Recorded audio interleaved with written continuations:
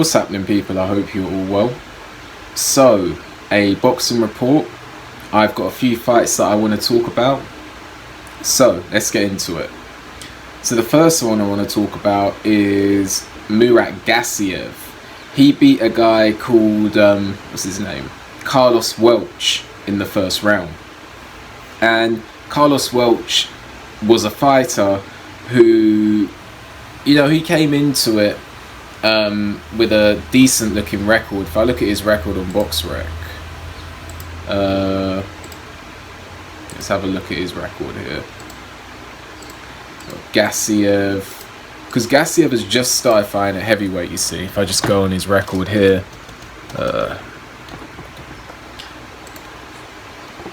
so the guy came in with a record of 21 wins, 2 losses and 1 draw. But if you actually look at the opponents that he actually beat, they weren't opponents that were particularly great, and he got KO'd in the first round by a journeyman with a record of 1 win, 7 losses, 1 draw in the past, and lost another one. He lost his debut by split decision. So, and he's 42 years old. So Murat Gassiev really needs to be knocking guys like that out in the first round. It was a bit weird how he, it was a bit of a strange fight because Murat Gassiev was just kind of getting into it. He threw one punch and the guy just looked like he used that as an excuse to get out of there. But either way, Murat Gassiev is obviously moving up. He's moved up to heavyweight. He's now had 1, 2, 3 fights at heavyweight, and he looks pretty decent. I know he's fought no one at heavyweight, but he looks pretty decent at heavyweight. He's won all of his heavyweight fights by knockout. He was a power puncher at cruiserweight.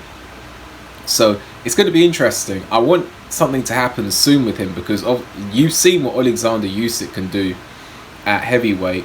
Now you've got Murat Gassiev at heavyweight coming up from cruiserweight, and I think this guy can do something at heavyweight. So I want to see him step up. He's already fought at a very high level at cruiserweight. Dorticus. He's fought Dorticus. He's fought obviously Usyk. He's fought at a high level at cruiserweight, so there's no need to, he's had a few journeyman fights or lower level fights. Now it's time for him to step up. I want to see him in there next with someone maybe like Brian Jennings. I want to see him in there next with someone like, Derek Chisora, and then, or Carlos Takam, and then see him trying to push, the very top of the heavyweight division, So no more messing about with journeyman or lower level opposition. Next one I want to cover is Viktor Vykhryst. He beat Kevin Johnson in an 8-rounder, and it went the distance and he won unanimously. It got given 80-72, so that's all rounds to Viktor Vykhryst. He is a prospect who in his last fight, it looked like plain sailing for Viktor Vykhryst up until he fought Iago Kouadze. And Iago Kouadze, now although he won in the second round, Vykhryst was down in rounds 1 and 2. He was down twice in that fight, and it was actually a very entertaining fight because Kouadze was down in rounds 1 and 2, Viktor Vykhryst down in rounds 1 and 2. So they were both down twice in round 1, once in round 2. So there was a lot of knockdowns in that fight. So that was a very entertaining fight, but it does raise questions because Kouadze, being a small heavyweight who I think has actually fought at cruiserweight before, just checking that out. The guy's fought cruiserweight before, and he's knocking Vykhryst down multiple times. So that's obviously potentially a bit of a concern. Although Kouadze did give Efe Ajagba trouble, he knocked Efe Ajagba down. So, Kouadze can be a problem, but Viktor Vykhryst struggled in that fight. But he's come back and beat Kevin Johnson now. I think maybe he should fight someone on the level of like Mariusz Whyte next. He seems solid enough. He's got a solid jab. He's got decent height. He's not particularly slow. He's got decent power. So, you know, I think Vykhryst has some, you know, he can compete at a decent level, but I think his next opponent should be someone like Marius Whyte or Kajani, someone like that. And the next one I'm going to cover is Gerard Anderson. He beat Miljan Rovcanin in the second round. Gerard Anderson, it was a very good right hand, and Gerard Anderson is someone who people have a lot of ratings. They rate him highly. If I just look at what he's done so far, Gerard Anderson is 12-0, 12 KOs. You know, he's done what he's supposed to do, and I think that next, you know, I think they're going to bring him along slowly, because I think that they see him in America maybe as someone who could potentially be the next world champion. So I'm not expecting him. He could fight Kevin Johnson next. I'm not expecting to see him in there with particularly high level of opposition. Not for a while. But he could fight someone like Kevin Johnson next. Someone who could potentially take him to 10 rounds. That's what he needs, because he's only been 6 rounds when he fought Kingsley Ibe. And that went 6 rounds. He actually knocked him out in the 6th round. So he needs to fight someone who could potentially give him rounds. If he knocks them out, then, you know, that's all great. But he needs to fight someone who's going to give him the rounds. Efe Ajagba beats what's the guy's name? Efe Ajagba was back in action after his loss to Frank Sanchez, and he beat Jozsef Darmos, who's a guy 14-4-3. So, you know, he's supposed to, you know, go in there and beat opponents like that. It's probably more of a confidence builder after him losing to Frank Sanchez the way that he did. Efe Ajagba's got some tools. He's got power. He's got height. Good straight punches. The thing I question with Efe Ajagba is his determination, because he seemed pretty comfortable at one point of this fight. Just in his fight against Sanchez, it got to a point where he looked comfortable just to lose on points. He didn't go for it. He didn't act like a guy who was losing the fight and needed a knockout to win. So I think that, and I do question Efe Ajagba's heart. Not to say he's got no heart, but I question his heart in terms of when he gets hit and his reactions to it. So let's see how far Efe Ajagba can go.